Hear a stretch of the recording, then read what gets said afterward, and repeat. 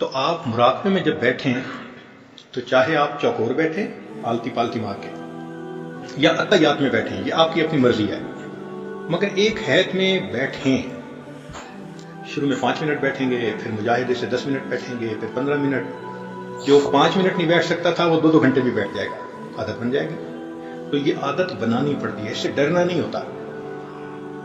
پہلے تو شیطان کہتا ہے کہ بس ٹانگ ٹوٹ جائے گی، اور جب بیٹھنے کی عادت پڑ جائے گی تو پھر کہتا ہے اب تو تیری گردن ٹوٹ جائے گی، کیونکہ ہر وقت سر جھکا کے بیٹھے رہنے سے گردن میں بھی درد ہوتی ہے۔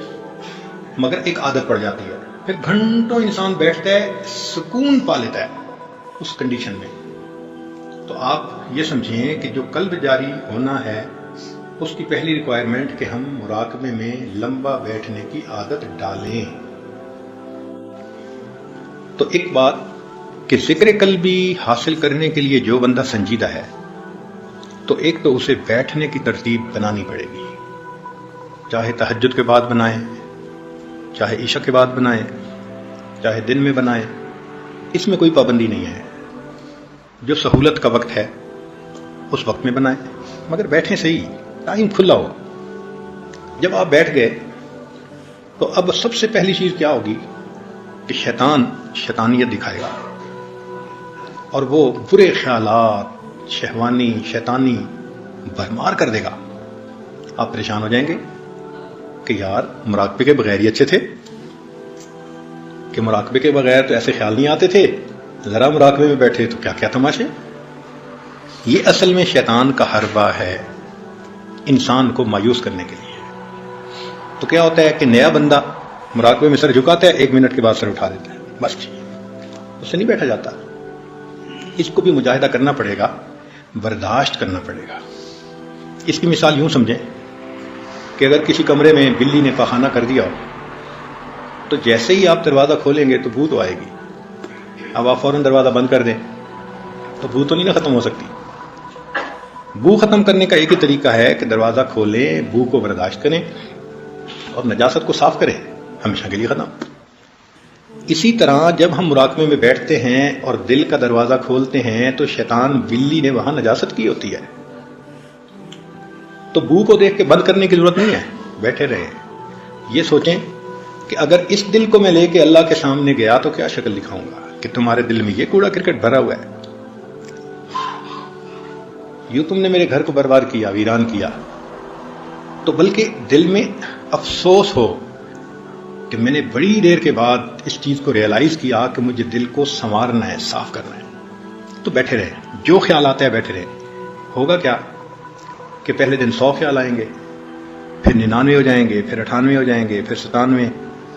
یہ خیالات گھٹتے جائیں گے اور جو حضوری اور توجہ والا ٹائم ہے وہ بڑھتا جائے گا، حتیٰ کہ ایک ایسا وقت آئے گا کہ جیسے ہی سر جھکائیں گے اللہ کی یاد میں آپ ڈوب جائیں گے، استغراق کی کیفیت حاصل ہو جائے گی۔ پھر گھنٹوں بیٹھیں گے، دل کے آئینے میں ہے تصویر یار، جب ذرا گردن جھکائی دیکھ لی۔ تو اس میں بیٹھنا، اور دوسرا وساوس سے مت گھبرانا، اور تیسرا کیفیت کا ٹھیک ہونا۔ کیا کچھ لوگ مراقبے میں بیٹھ کے سانس سے کرنے لگ جاتے ہیں، یہ صحیح طریقہ نہیں ہے۔ جذبہ بھی محسوس ہوگا اور وارفتگی بھی محسوس ہوگی، مگر دل صاف نہیں ہوگا۔ دل تو صاف ہوگا جب اس طریقے سے کریں گے جو مشائخ کے اوپر اللہ نے کھولا ہے۔ یہ الہامی طریقہ ہے نا، تو رب کریم نے جو الہام فرمایا کہ اس طرح کرنے سے یہ دل صاف ہوتا ہے، وہ تو اسی طرح ہوگا۔ تو سانس سے کچھ نہیں کرنا ہوتا، جسم کو حرکت نہیں ایسے دینی ہوتی، زبان سے کچھ نہیں پڑھنا ہوتا، بلکہ مراقبے میں یہ فیل کرنا ہوتا ہے کہ میرا دل اللہ اللہ بول رہا ہے، میں سن رہا ہوں۔ جیسے کیسٹ بجتی ہے نا اور آپ توجہ کر کے بیٹھتے ہیں، ایسے دل کی کیسٹ اللہ اللہ بول رہی ہے اور میں سن رہا ہوں، یوں بیٹھنا پڑتا ہے۔ کہتے ہیں کہ شیخ عبد القادر جیلانی رحمۃ اللہ علیہ جنگل میں بیٹھے مراقبہ کر رہے تھے، یکدم ایک روشنی ظاہر ہوئی اور آواز آئی، عبد القادر اب ہم تم سے بہت خوش ہو گئے اور قلم تمہارے لیے اٹھا دیا گیا۔ یعنی اب تم جو مرضی کرو، اب ہم تم سے راضی. تو جیسے ہی یہ آواز آئی نا تو شیخ عبد القادر جیلانی رحمۃ اللہ علیہ نے فوراً پڑھا لا حول ولا قوت الا باللہ، کہ اللہ کا حکم تو ہے کہ وَاعْبُدْ رَبَّكَ حَتَّىٰ یَأْتِیَکَ الْیقین، کہ موت تک کرنا ہے. اور یہ تو پھر شیطان ہی ہو سکتا ہے نا جو کہہ رہا ہے کہ اب جب تم کرو قلم اٹھا دی گئی. تو انہوں نے کہا لا حول ولا قوت الا باللہ. تو شیطان تھا، بھاگا، مگر جاتے ہوئے بیک فائر کر گیا. کیا کہنے لگا کہ عبد القادر میں نے اس ترکیب سے سینکڑوں اولیاء کو گرایا، تم اپنے علم کی وجہ سے بچ گئے. میں نے اس ترتیب سے سینکڑوں اولیاء کو برباد کیا لیکن تم اپنے علم کی وجہ سے بچ گئے. انہوں نے پھر کہا دوسری مرتبہ لا حول ولا قوت الا باللہ. او بدبخت، اپنے علم کی نئی وجہ سے نہیں بچا، اللہ کے فضل کی وجہ سے بچا. اب بتائیں کہ جب اس راستے میں یہ ایسے باریک حملے کرتا ہے تو کتنا انسان کو بیدار رہنے کی ضرورت ہے اور کتنا پھر شیخ کی سرپرستی کی ضرورت ہے. تو اس لیے پہلے تو یہ الٹے سیدھے خیالات کے ذریعے سے طبیعت اچاٹ کرنے کی کوشش کرے گا، اور اگر نہیں آئیں گے بعض تو پھر نورانی نقشے اور فلاں نقشے بنا کے پھر خود پسندی میں مبتلا کر دے گا. حضرت ہم تو جنت کے مناظر دیکھتے ہیں. بھائی مراقبے میں کوئی منظر نہیں دیکھنا، اگر کوئی دیکھے بھی صحیح تو آپ سمجھ لیں کہ یہ رکاوٹ ہے. مراقبے میں صرف اللہ اللہ سننا ہے، اس کے سوا کچھ بھی اگر ہے تو وہ ٹریپ ہے. کلیئر ہو گیا نا؟ اس کے علاوہ اگر کچھ ہے تو وہ ٹریپ ہے. مقصود ہے اللہ اللہ سننا. ہمارے حضرت رحمۃ اللہ علیہ فرمایا کرتے تھے کہ کامل مشائخ ایک ایسے مرتبے پہ اللہ ان کو پہنچا دیتا ہے کہ غافل دل والا آتا ہے، ان کی انگلی قلب پہ لگ جاتی ہے، دل جاری ہوئے بغیر بندہ پیچھے نہیں ہٹتا. یہ الگ بات ہے کہ اس کو خود نہیں پتہ چلتا، مگر اس کی یہ پہچان ہے. پھر نیکی کو جی چاہتا ہے، پھر انسان نیک بن جاتا ہے، پھر زندگی بدل جاتی ہے، پھر داڑھی بھی رکھ لیتا ہے، پھر نمازیں بھی پڑھتا ہے. زندگی میں ایک جو تبدیلی محسوس ہو رہی ہے، یہ کیسے ہو رہی ہے؟ اصل میں وہ دل جاری ہو گیا شیخ کی.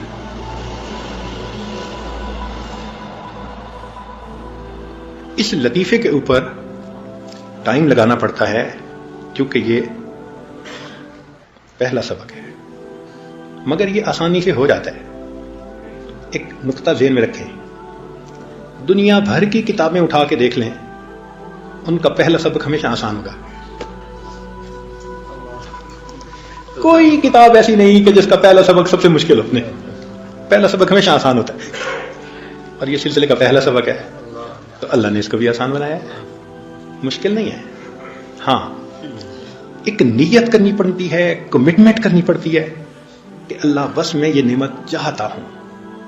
یہ تو نہیں نا کہ ادھر مراقبہ کیا اور باہر نکل کے نیلے کو بھی دیکھا، پیلے کو بھی دیکھا، اس کو بھی دیکھا، اس کو بھی دیکھا تو ساری اثرات ختم ہو.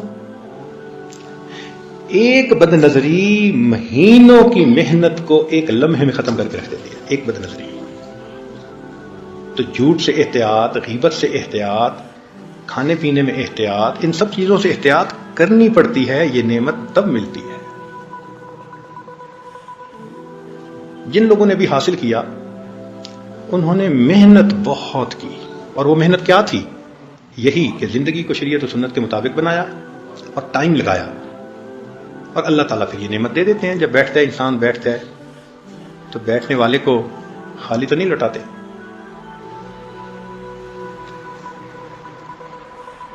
یہ جو قلب کا ذکر ہے، ایک دفعہ یہ مل جائے پھر آگے کے سبق آسان اور بھی ہو جاتے ہیں. کیوں؟ کہ قلب کے ذکر کی وجہ سے اس کا وجود ہر وقت نور کو اخذ کر رہا ہوتا ہے. بھائی جس گھر میں ایک بلب کے اندر روشنی آ جائے تو پھر باقی کمروں میں روشنی پہنچانا تو مشکل ہی نہ رہتا. پہلا کنیکشن لینا ذرا مشکل ہوتا ہے. تو جس نے پہلا کنیکشن لے لیا اور جس کا قلب جاری ہو گیا، پھر روح کا جاری ہونا، سر کا جاری ہونا، پھر سب آسان ہوتا ہے، مشکل نہیں ہوتا. پھر وہ گھر کی بات ہوتی ہے، یہاں سے کنیکشن یہاں جوڑ دو، یہاں سے کنیکشن یہاں جوڑ دو. باہر سے تو آ ہی گیا نا. اس کا ایسا ہی معاملہ ہے. تو یہ ذکر قلبی محنت سے مل جاتا ہے، لیکن مانگنا پڑتا ہے، دعائیں بہت مانگنی پڑتی ہیں، تمنا بنا کے۔ جس طرح بچہ لپٹ جاتا ہے ماں سے، مانگتا ہے، پیچھے نہیں ہٹتا، تھپڑ بھی کھاتا ہے، پھر ماں سے لپٹتا ہے، ایسے لپٹ کے مانگنا پڑتا ہے۔ تہجد میں، تنہائی میں، فلاں میں، پھر یہ نعمت نصیب ہوتی ہے۔